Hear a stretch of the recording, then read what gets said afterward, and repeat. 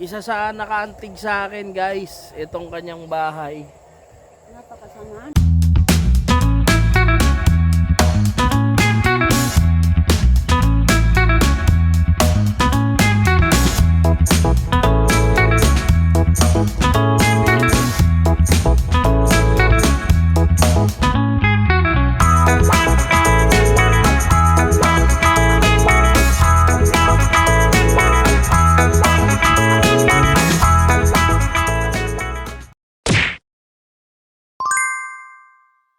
Welcome sa panibagong vlog. Ito ang karugtong ng ating pagka-camping adventure. Marami tayong mga nakilalang lokal dito, mga naging kaibigan, kakwentuhan, katawanan, at mga nasalamuhan natin dito sa ating pagka-camping. Napakasaya at napakagandang karanasan na naman ang aking maibabaon. Kaya tara, samahan nyo na kami. Ito ang aming tent. Ayan. Mamayang gabi dito kami matutulog. Ayan. And then dito ang yun o. Sobrang lakas nitong apoy na to. Pampainit sa malamig na panahon.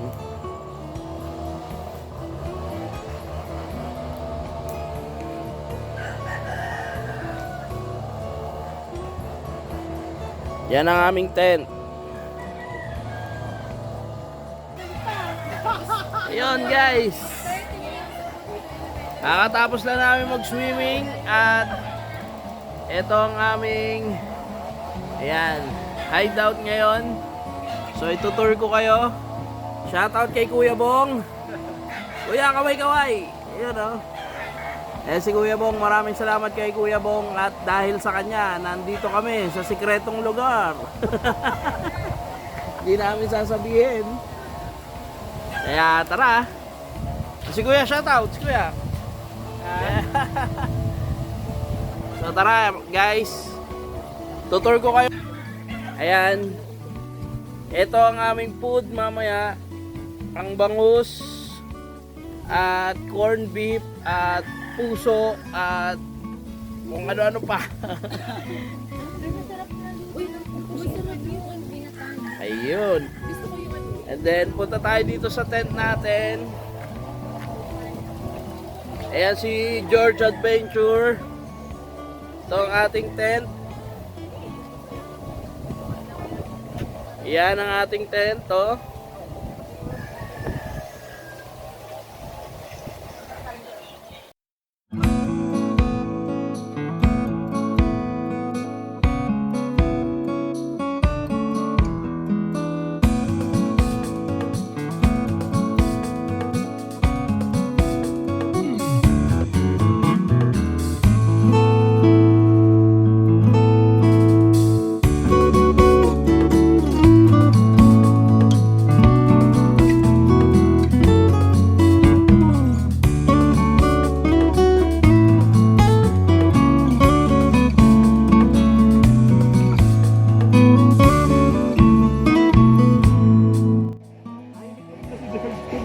Yo guys, eto, kita nyo kumakain kami ng buko. Sama namin si Kuya Bong. Ayan. Buko kami oh. Buko, ayan oh. Hello, kain tayo.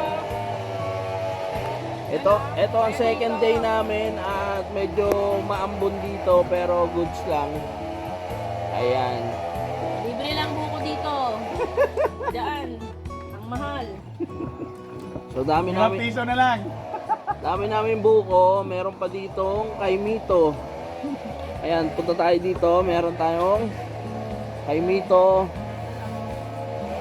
star apple. Ayan, dami. Kinuha lang rin namin yan sa bundok. And then meron pa tayong mga reserva dito. Ayan oh. Ayun oh, dami. Then yan oh, dami.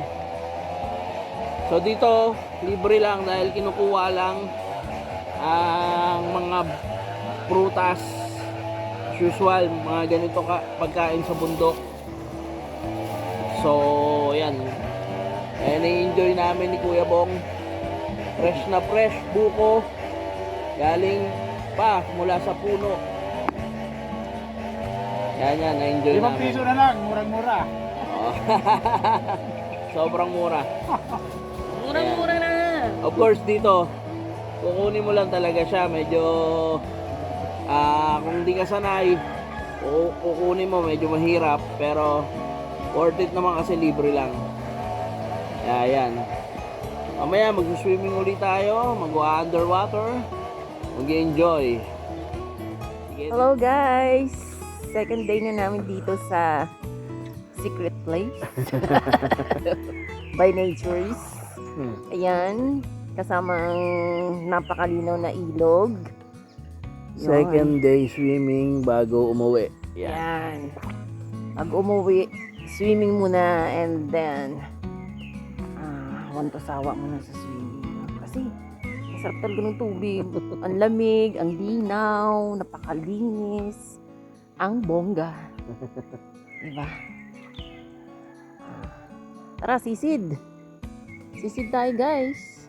Ready? 1, 2, 3. Nowhere. Let's go. Ano? 1, 2, 3.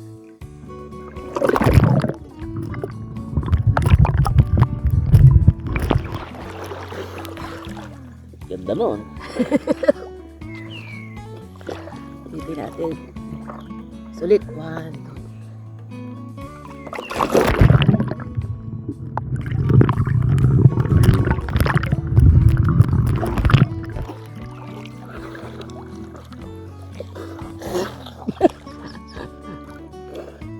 Ayan. Sarap. Mag-swimming. Woo! Let's go! Let's...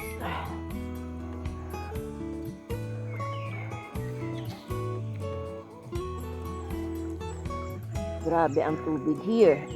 Alam mo nyo ba, ang daming naglalaba dito. Dito sila naglalaba. Tapos, uso sa kanila yung alam mo yung pupukpukin nila yung labahan nila. Yung mga damit. Yung ginagawa ko dati yun sa amin, nung bata pa ako. Kasi ang sabi ng nanay ko, pag tapos mo, pag binabanlawan mo na yung nilabahan mo, kailangan mong pukpukin na ba yan? Palo-palo. Palo-palo para mabilis matanggal ang bula. Para hindi mamaho ang damit.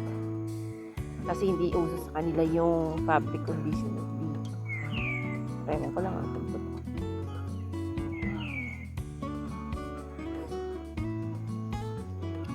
Tignan nyo guys yung background namin. Sobrang ganda. Diba? Stress free talaga dito.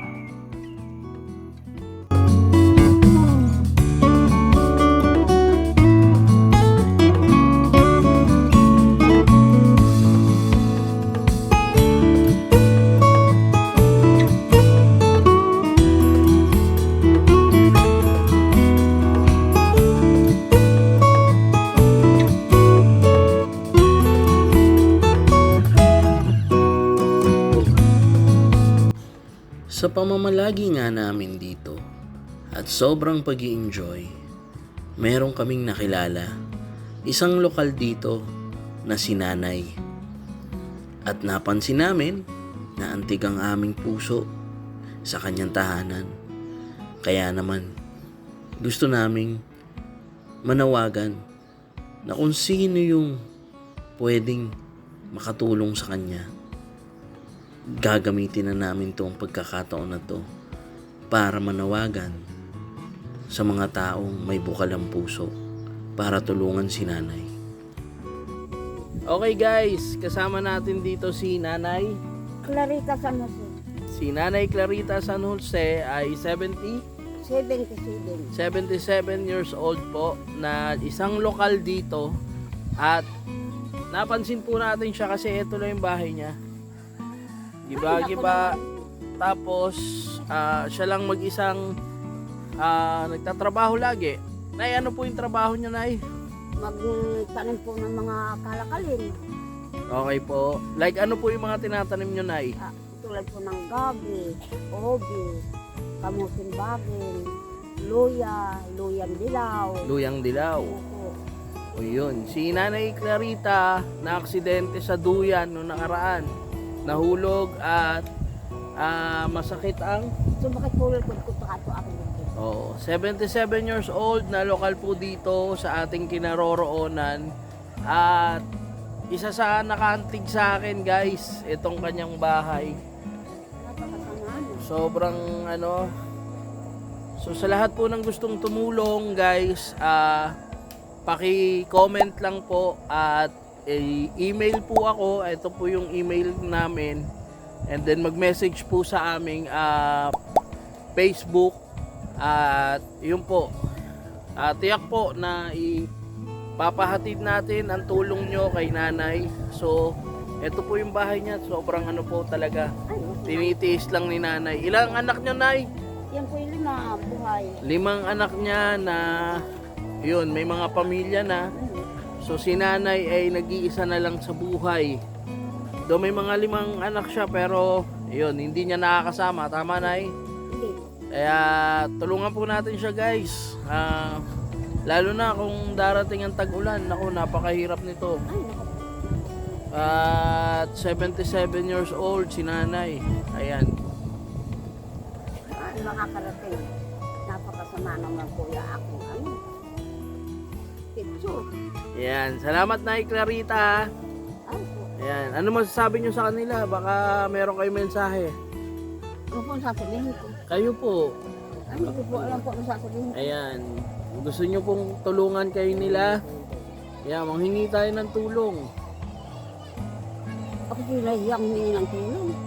Ayan. Medyo nahihiya po si Nanay Clarita. Pero guys, kahit mga panggawa lang ng mga scrap, ito. Mabuo lang tong bahay niya na may maayos siyang matulugan. Hindi na nga po ako Ayun. makatulog dito. Kaya maraming salamat, guys. Ayun. Tulungan natin si Nanay Clarita. Salamat po. Bye-bye.